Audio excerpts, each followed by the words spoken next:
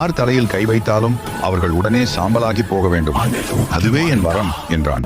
ஈசன் தயங்கினாலும் தந்தோம் என்று வாக்களித்தார். அசுரன் துரத்த அஞ்சிய ஈசன் ஆகாயம் பூமி எனெங்கும் ஓடினார். ஒரு கட்டத்தில் தப்பிக்க வழியின்றி அவர் திருமாலிடம் உதவி நாடினார். அசுரனின் செயல் கண்டு கோபம் கொண்ட திருமால் அவனை கொல்ல முடிவு செய்தார். திருமால் அனைவரையும் மயக்கும் அழகு கொண்ட மோகினியாக வடிவமெடுத்தார். அசுரன் ஓடி வந்த போது எதிரே மோகினி நடனம் ஆடுவதை பார்த்தார். அவளின் அழகில் மதிமயங்கி அவளிடம் காதல் கொண்டான். அழகியே, நீ எனக்கு மனைவியாக வேண்டும் என்று கெஞ்சினான். மோகினி சிரித்தாள். நான் சொல்வது போல் நீ நடனம் ஆடினால் உன்னை மணக்கிறேன் என்றாள். அசுரனும் சம்மதித்தான்.